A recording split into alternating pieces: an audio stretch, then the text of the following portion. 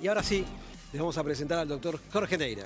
Exactamente, pero antes vamos a leer el currículum vitae, que son realmente muy buenos especialistas todos. Médico especialista en terapia intensiva, miembro de la Academia Nacional de Medicina, presidente de Fundación Trauma, expresidente de la Sociedad Argentina de Terapia Intensiva y fellow de American College of Critical Care Medicine. Me encanta más ahí. Expresidente de la Sociedad Argentina de Medicina y Cirugía de Trauma, de la Sociedad Argentina de Terapia Intensiva y de la Sociedad Panamericana de Trauma, y se desempeñó como director de emergencias y como director general adjunto del SAME del Gobierno de la Ciudad de Buenos Aires. Gracias por haber venido, Jorge. Un placer tenerte acá. Muchas gracias. Nos conocemos hace muchos años del Hospital Fernández. Éramos jóvenes, hablábamos de corrido todavía. Yo estoy bien igual. No, un placer. Gracias por haber venido. Igual, me encanta el trabajo que has desarrollado en tu carrera. Sos una persona sumamente reconocida, sos miembro de la Academia Nacional de Medicina. No sé, tenés un montón de... Me acordaba ahora que también sos persona ilustre de la ciudad de Buenos Aires, ¿es correcto lo que digo? Fue personalidad destacada de la ciencia. Sí. Bueno, vamos a hablar acerca de enfermedad trauma. Pues la gente dice trauma, piensa que es algo psicológico. ¿Qué es la enfermedad trauma? Es una buena pregunta, porque en realidad la enfermedad trauma es el daño que se produce al cuerpo humano cuando se expone a cualquier fuente de energía o la ausencia del calor y el oxígeno. Si ustedes lo analizan desde este punto de vista, la enfermedad infecciosa es cuando el cuerpo humano se expone a cualquier fuente de microbios, ya sea una bacteria, un virus, un hongo, y es exactamente lo mismo. La exposición del cuerpo humano a estas fuentes de energía, o la ausencia de calor y oxígeno. Ausencia de calor es cualquier forma de hipotermia. Por ejemplo, la hipotermia localizada es el pie de trinchera, la hipotermia ambiental es una hipotermia generalizada, y la ausencia de oxígeno cualquier forma de asfixia, por ejemplo, inhalación de humo, o por ejemplo, ahorcamiento o ahogamiento. Y esto permite, digamos, englobar a todos esos pacientes en esto que nosotros consideramos la enfermedad trauma. ¿Por qué hay que considerar una enfermedad? Porque es la que más mata y discapacita a la gente joven, ya que es la primera causa de muerte entre 15 y 29 años. Es la que más mata y discapacita a la gente joven. Claro. ¿Entre qué edades? Entre 15 y 29 años. Principalmente por incidentes de tránsito, ¿por qué? Sí, en realidad básicamente las causas son intencionales o no intencionales. Sí. Intencionales es cualquier forma de violencia. No intencionales son las colisiones vehiculares o los choques de vehículos, digamos, las caídas.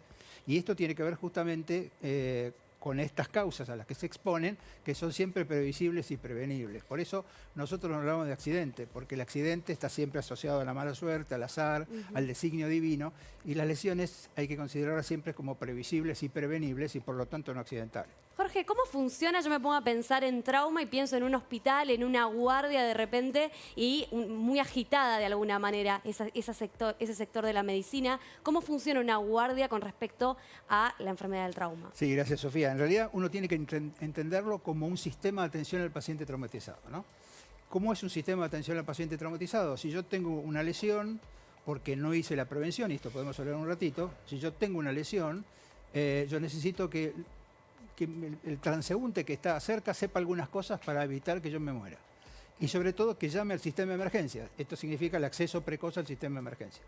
Tiene que abrir un sistema de emergencia, el sistema de emergencia lo transporta al paciente al departamento de urgencia en un hospital, que tiene que tener un protocolo de asistencia con la gente, con el recurso humano capacitado para hacerlo.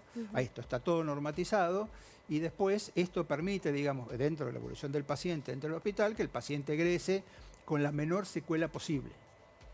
Puede ser que egrese a un sistema de rehabilitación o que egrese a su domicilio, pero siempre con la menor secuela posible. A todo esto, que es el sistema de atención de pacientes traumatizados, se lo denomina prevención terciaria.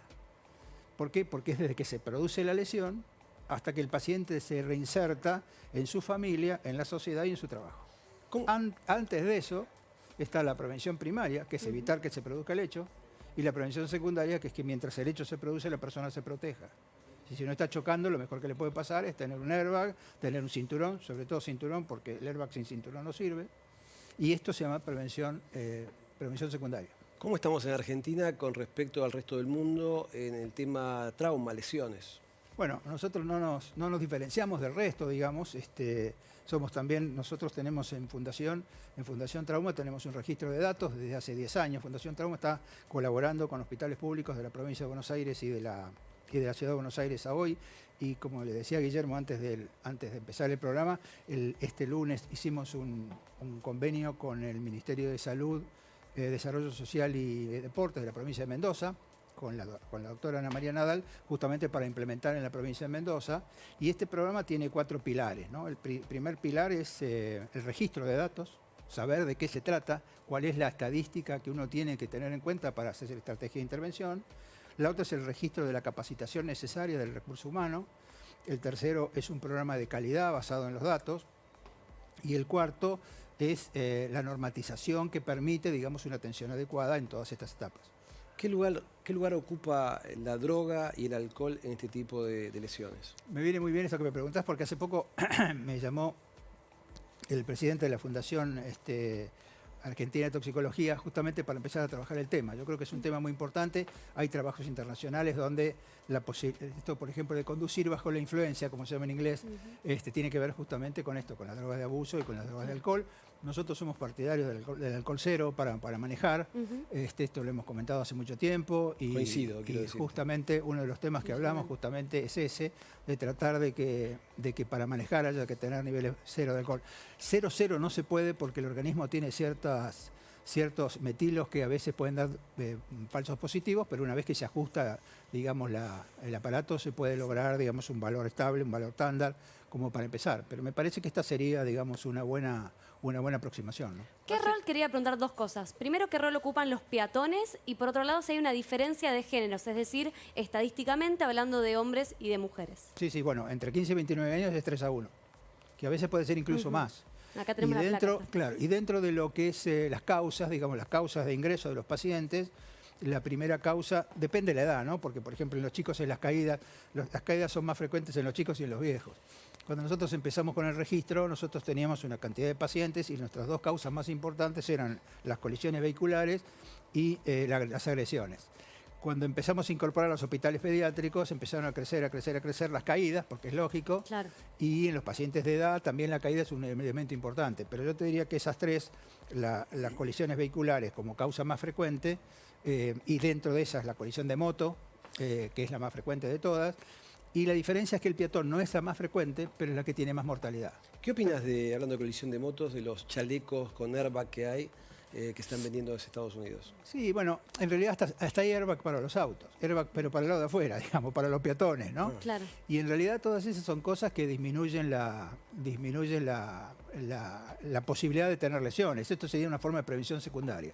Pero hay que tener una cosa interesante. Nosotros hicimos un registro de nuestros pacientes, nosotros tenemos 60.000 pacientes en la base de datos. Hicimos un análisis de los motociclistas. De esos 80% tenían casco, 20% tenían casco, 80% no. Y eso significa un aumento de la internación en cuidados intensivos, un aumento de la necesidad de tomografía, un aumento de la necesidad de cirugía y 4 veces más mortalidad. Simplemente por no usar casco. O sea que cualquier cosa que de alguna manera mitigue baja las lesiones, baja la mortalidad. ¿Y qué incidencia tienen los accidentes domésticos, por ejemplo? Hay muchos casos en relación a los viales. Sí, no tanto, digamos, como los viales. Es una muy buena pregunta, Cecilia, y te agradezco, porque en realidad, sobre todo en los chicos, las lesiones que se producen en el ámbito doméstico, y si uno analiza, digamos, por qué los chicos tienen lesiones en el ámbito doméstico, es porque esos chicos tienen la exposición al riesgo aumentada. Entonces, lo que hay que prever... Yo recordaba cuando vos hablabas del tema de las vacunas, esto es lo mismo, es un tema de solidaridad y es un tema de equidad, ¿no? Nosotros tenemos una relación, digamos, entre lo que es la viruela y el trauma, ¿no? Porque la viruela dejó de ser un problema, de ser una enfermedad endémica en el planeta porque se vacunó todo el mundo, todo el tiempo. Claro. ¿Quién tiene que hacer la prevención del trauma? Todo el mundo, todo el tiempo. Sí. Y esto que comentás de las lesiones que se producen en el ámbito doméstico tienen que ver justamente con la no percepción del riesgo a los que se expone un chico para no lesionarse, ¿no? No solamente un chico, también un adulto, ¿no? Claro. Y uno sabe que si uno agarra una escalera y no está acostumbrado, es probable que se caiga, sí, es previsible que se caiga, sí, no es un accidente. Claro. Jorge, te quiero preguntar lo que tiene que ver con la pandemia. Hablamos de accidentes domésticos y vos hablas mucho y sabés mucho de estadísticas. ¿Bajaron los accidentes, las enfermedades por trauma? Sí, bueno, buenísima pregunta. En realidad, si uno analiza, las colisiones vehiculares bajaron un 61%. ¿Por qué? Es claro, la gente no salió a la calle. Claro. No bajó tanto la intensidad del impacto, porque la gente salía, estaba más despreocupada y cuando tenía una lesión, cuando tenía un choque, el choque era un poco más intenso.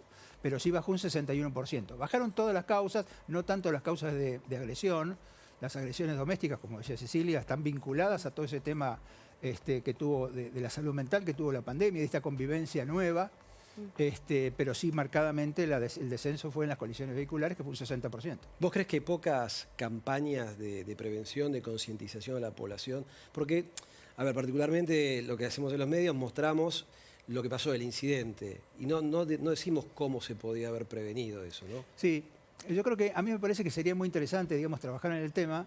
Por eso nosotros tenemos dentro de la Fundación, bueno, acá está Julián justamente que trabaja en el tema de medios en la Fundación, y me parece que esto es bueno cómo se explica, porque en realidad nosotros los médicos tenemos muchas dificultades para explicarle a la gente y que la gente lo entienda, y ustedes tienen mucha capacidad para hacer entender cosas a la gente. Lo que me parece que hay como un hiato entre lo que nosotros necesitamos que se explique y lo que ustedes tienen que explicar, y a mí me parece que sería muy bueno trabajar en ese tema. Yo creo que la prevención, digamos, el primer tema de la prevención es hacer prevención basada en los datos. Claro. Si nosotros lo que hacemos con el registro en los hospitales, es decir, el hospital tiene esta característica de internación, estos son los pacientes, esta es la gravedad, estos son los problemas. Esto permite hacer estrategias de intervención basadas en los datos. Una vez que se tiene eso, vienen las estrategias que el hospital hace hacia afuera para evitar estos problemas. Y los temas generales, digamos, los medios ayudan también como un elemento de difusión fundamentalmente de la prevención. El otro día hablaba acerca de una estadística de cada 90 segundos, corregime si estoy equivocado, una persona muere ahogada en el mundo. En Argentina aproximadamente, de acuerdo a estadísticas de 2019, 311 personas murieron ahogadas. Es una causa importante de mortalidad en niños entre 1 y 4 años. Exactamente, los chicos. Y ahora viene la época, por eso lo quiero. Los chicos también se ahogan en un balde. Uno siempre piensa que se ahogan en la pileta del country. Los chicos se ahogan en un balde. Por eso cuando hablamos con Cecilia del tema del hecho doméstico, ¿no? Como uno no alcanza a percibir el riesgo donde el chico puede tener más posibilidades de lesionarse. Y a mí me parece que esto es así, porque en realidad esto tiene que ver con la percepción del riesgo en todo sentido, digamos. Yo siempre digo, si uno vive en una casa segura, y cuando transporta a la familia lo hace en un auto seguro, y lleva a los niños a una plaza segura, y está en un barrio seguro, de una ciudad segura y de un país seguro, claro, seguramente va a tener menos lesiones. Seríamos felices. Sí, pero a mí me parece que esto es lo que le cuesta a la gente entenderlo, ¿no? Sí. Porque dice, bueno, no, pero si yo hago las cosas que tengo que hacer y el otro no lo hace, bueno, por eso está el tema de la solidaridad. Por eso es el tema de todo el tiempo y todo el mundo. Claro, claro. Cuando entras a una casa, ¿visualizás el riesgo? Sí, bueno, es un problema. No, me imagino que debe ser así. Es inevitable, me pongo a pensar en tu cabeza, como debe ser Oscar cuando va por la calle y una persona con obesidad dice, acá se puede chocar. A este lo opero. Obvio. Pero fíjate vos, por ejemplo, el tema de las evacuaciones. Bueno, yo me he dedicado mucho a la medicina de desastre, y cuando uno llega a un lugar, lo primero es dónde está la puerta, dónde está la salida, claro, si está identificada, si es fácil de identificar. Las hornallas de la cocina, para los chicos, ¿no? Obvio. Pero estas son cosas que sí ustedes nos pueden ayudar mucho, digamos, con ese mensaje, que tiene que ser un mensaje en base a lo que pasa realmente y no lo que parece que pasa, ¿no? Claro. Otra de las cosas también preocupantes para los chicos tiene que ver con el atragantamiento, ¿no? Que a veces no están las personas al lado y no saben qué hacer, y esto tiene que ver con la educación, con el trabajo que tienen que hacer los gobiernos, dando publicidad a la prevención, y nosotros los medios de comunicación también tratando de explicar cómo resolver esa situación. Sí, tal cual. Fíjate que en los restaurantes de Estados Unidos es obligatorio tener un cartel con la maniobra de Heimlich.